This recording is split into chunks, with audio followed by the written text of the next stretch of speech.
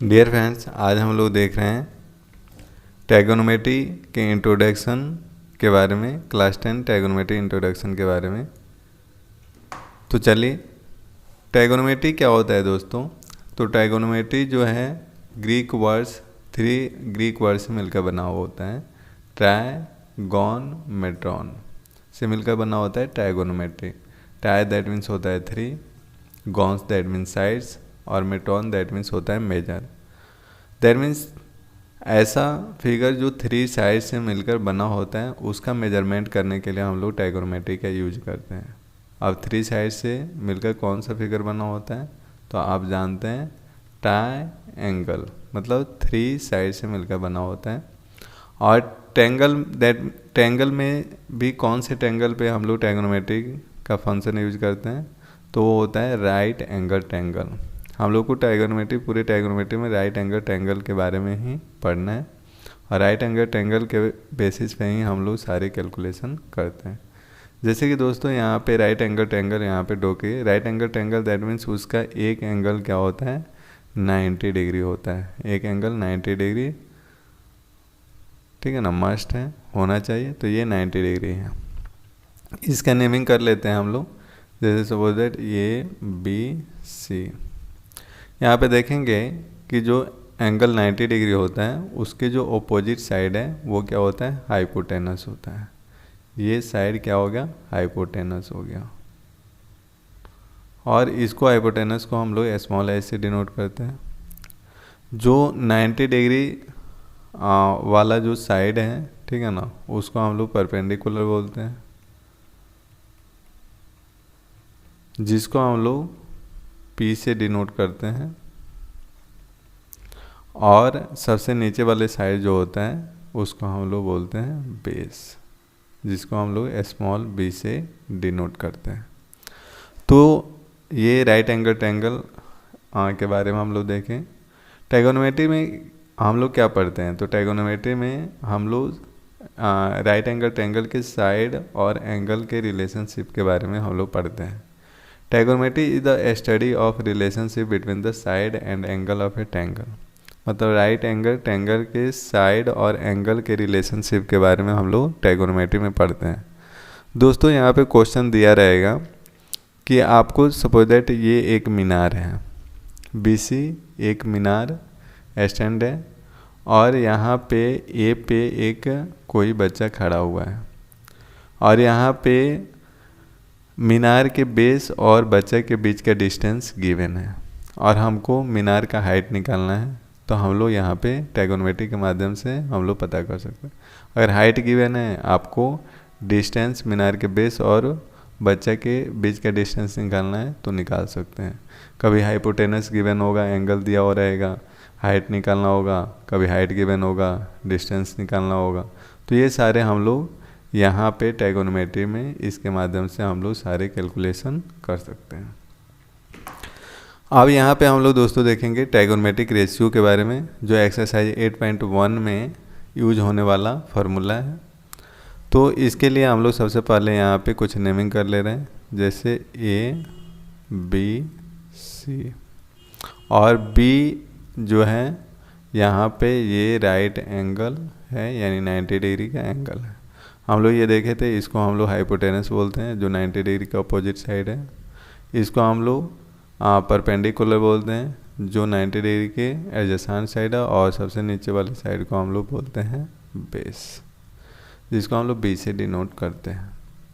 अब यहाँ पे हम लोग कुछ एब्रीविएशन फॉर्म हम लोग देख लेंगे ट्राइगोनोमेट्रिक रेशियो का, जो ट्राइगोनोमेट्री में हमेशा ही यूज होगा। सबसे पहले देखते हैं यहाँ पे साइन। साइन का यूज होता है। साइन को हम लोग SINE भी लिखते हैं। ये साइनस वर्ड, साइनस जो ग्रीक वर्ड है, लैटिन का वर्ड है, उससे लिया गया है साइनस। उसके बाद आएगा कोस। कोस का फुल फॉर्म होता है कोसाइन। यहाँ पे होता है टेन। टेन का फुल फॉर्म होता है टेंजेंट। टेंजेंट, टेंजेंट का एब्रीविएशन फॉर्म है टेन। फिर यहाँ पे कोट का फुल फॉर्म होता है कोटेंजेंट। टेंजेंट, COTANGENT, और फिर यहाँ पे कोसेक, कोसेक का फुल फॉर्म होता है कोसकेंट, COSECANT। उसके बाद सेक, तो सेक का फुल फॉर्म होता है सेकेंड। ये सारे शॉर्ट फॉर्म हम लोग एब्रिविएशन यूज कर रहे हैं। ये 6 होता है साइन, कोस, टेन, कोट, कोसेक, सेक। और इसका अब हम लोग फार्मूला हम लोग निकालेंगे, जानेंगे फार्मूला के बारे में। तो चलिए यहाँ पे सबसे पहले साइन थीटा के बारे में जान रहे हैं। साइन एंगल ए के बेसिस पे हम लोग साइन का फार्मूला निकाल रहे हैं on the basis of angle A. तो साइन ए, ध्यान दीजिए एंगल ए के बेसिस पे निकाल रहे हैं लोग, तो एंगल ए के जो अपोजिट साइड है वो क्या होगा, परपेंडिकुलर, और एंगल ए के जो एडजेसेंट साइड होगा वो होगा बेस। तो यहाँ पे हम लोग साइन ए का वैल्यू निकाल रहे हैं। साइन थीटा इक्वल टू होता है perpendicular upon hypotenuse, P/H। Perpendicular को P से हम लोग डिनोट करते हैं और हाइपोटेनस को H से। और हम बताए थे कि एंगल ए के बेसिस पे परपेंडिकुलर क्या होगा, ये, ठीक है ना, उसके अपोजिट साइड जो होता है यानी BC। और यहाँ पे हाइपोटेनस क्या होगा, ये आपको सबसे जो बड़ा साइड होता है राइट एंगल ट्रायंगल का वो होता है हाइपोटेनस, ठीक है ना, यानी AC, H जो लिखा हुआ है। अब उसके बाद यहाँ पे निकालना है कोस ए। कोस ए इक्वल टू होता है B/H यानी बेस अपॉन हाइपोटेनस। तो कोस ए के बेसिस पे बेस क्या होगा, तो एंगल ए का एडजेसेंट साइड यानी AB, और हाइपोटेनस तो सबसे बड़ा वाला साइड होता है राइट एंगल ट्रायंगल का, यानी क्या हो गया AC। फिर हम लोग को निकालना है tan A. Tan theta equal to होता है परपेंडिकुलर अपॉन बेस। तो P क्या होगा, टेन ए, एंगल ए का जो अपोजिट साइड है यानी BC, और यहाँ पे B क्या होगा, तो यहाँ पे AP, जो नीचे वाला एंगल ए का जो एडजेसेंट साइड है AB। अब यहाँ पे देखिए इसी के बेसिस पे हम लोग को, ठीक है ना, कोसेक ए, सेक ए और कोट ए का निकलना है। तो अब हम लोग ये 3 निकल गए हैं। अब हम लोग आसानी से इसका 3 और फार्मूला ड्राइव कर सकते हैं। अब साइन ए का उल्टा होता है कोसेक ए। कोसेक ए का रेसिप्रोकल होता है साइन ए। तो यहाँ पे कोसेक ए इक्वल टू लिख सकते हैं 1/sin ए। अब 1/sin ए, साइन ए का वैल्यू पुट कर देंगे, 1/sin ए इक्वल टू होता है P/H। ये ध्यान दीजिए डिवाइड फॉर्म है, तो इसको मल्टीप्लिकेशन फॉर्म में लाएंगे तो 1 × H अपॉन क्या हो जाएगा P, यानी H/P, हाइपोटेनस अपॉन परपेंडिकुलर। अब H क्या है, तो यहाँ पे हो गया AC, और परपेंडिकुलर क्या है, तो BC, तो AC/BC। यहाँ पे देखिए sign A equal to BC/AC था, और कोसेक उसका अपोजिट होता है, तो AC/BC ये उल्टा हो गया। ऐसे ही कोस ए का, तो कोस ए जो होता है सेक ए का आपको क्या होगा, रेसिप्रोकल होगा, 1/cos ए। 1/cos ए का वैल्यू हम लोग पुट करेंगे, कोस ए का वैल्यू है B/H। तो ये क्या हो जाएगा, ये डिवाइड फॉर्म में मल्टीप्लिकेशन फॉर्म में जाएगा, तो H अपॉन क्या हो जाएगा B। H की जगह हम लोग पुट कर सकते हैं AC, और B के जगह हम लोग कर सकते हैं यहाँ पे AB। तो AC/AB हो गया। यहाँ पे देखिए कोस ए इक्वल टू AB/AC, और यहाँ पे क्या होगा AB/AC, और AC/AB जस्ट इसके अपोजिट हो गया। अब हम लोग निकालते हैं टेन ए। टेन ए जो होता है वो कोट ए का रेसिप्रोकल होता है। कोट ए इक्वल टू होगा 1/10 ए। यहाँ पे टेन ए का वैल्यू हम लोग पुट कर देंगे, तो टेन ए इक्वल टू क्या होगा P/B। तो यहाँ पे क्या हो जाएगा, ये डिवाइड फॉर्म में मल्टीप्लिकेशन फॉर्म में जाएगा, तो B/ क्या हो जाएगा P, बेस अपॉन परपेंडिकुलर। तो बेस क्या है यहाँ पे AB, और परपेंडिकुलर क्या है आपको BC। और यहाँ पे देखेंगे तो यहाँ पे टेन ए इक्वल टू है BC/AB, और यहाँ पे क्या हो गया, cot A equal to A B upon B C, यानी जस्ट इसके अपोजिट। तो ये दोस्तों हम लोग देखें 6 फार्मूला डाइव के ट्राइगोनोमेट्रिक रेशियो का। अब 6 और हम लोग डाइव कर रहे हैं, ठीक है ना, एंगल सी के बेसिस पे। अभी एंगल ए के बेसिस पे हम लोग ने किया, अब एंगल सी के बेसिस पे। तो चलिए नेक्स्ट स्लाइड पे फिर इसका नेमिंग कर लेते हैं, ए बी सी। एंगल ए के बेसिस पे हमने किया था, अब एंगल सी के बेसिस पे हम लोग करेंगे।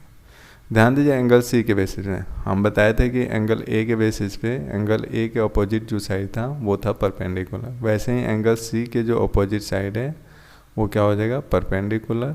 अब ये परपेंडिकुलर हो जाएगा, और एंगल सी का जो एडजेसेंट साइड है वो क्या हो जाएगा, बेस हो जाएगा। यानी बी क्या हो गया, बी सी क्या हो गया, बेस हो गया, और ए बी क्या हो गया, परपेंडिकुलर।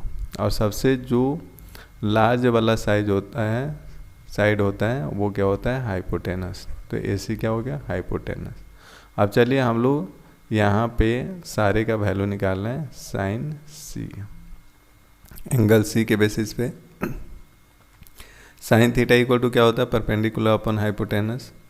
पी क्या है, तो यहाँ पे ए बी सारे हमने लिख दिया है, और हाइपोटेनस क्या है, तो ए सी। तो ए बी अपॉन क्या हो गया, ए सी। ऐसे ही कोस सी, तो cos C equal to cos theta equal to क्या होता है, बेस अपॉन हाइपोटेनस। बी क्या है, यहाँ पे बी सी, और हाइपोटेनस क्या है, ए सी। ऐसे ही tan C, tan theta equal to होता है perpendicular upon base P upon B. P कितना है, ए बी, और यहाँ पे बेस क्या है, तो बी सी। अब इसके बेसिस पे हम लोग 3 और फार्मूला डाइव कर लेंगे। साइन जो होता है वो कोसेक का रेसिप्रोकल होता है, COSEC। हम लोग पिछले स्लाइड में भी देखे थे। और कोसेक सी, कोसेक सी का हम लोगों को निकालना है, तो कोसेक सी इक्वल टू हम लोग लिख सकते हैं 1 अपॉन साइन सी,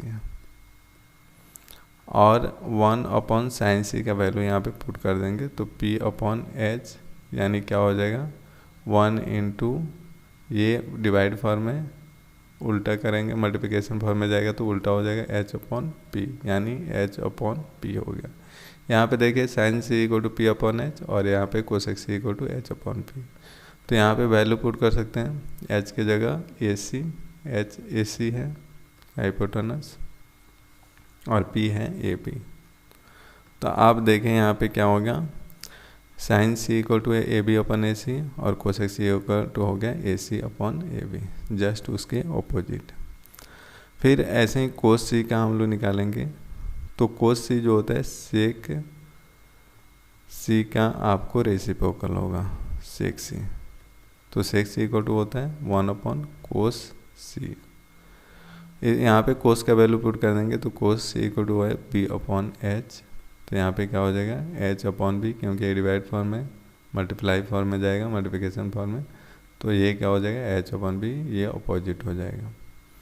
अब यहाँ पे एच का वैल्यू पुट कर देंगे, तो एच क्या है, ए सी, और बी क्या है, यहाँ पे बी सी। अब यहाँ पे हम लोग देखेंगे तो क्या हो गया, यहाँ पे sec C equal to A C upon B C, जबकि कोस सी क्या है, B C upon A C, just इसके ऑपोजिट। ऐसे ही टेन सी का हम लोग निकालेंगे, टेन सी का हम लोग यहीं पे निकाल ले रहे हैं।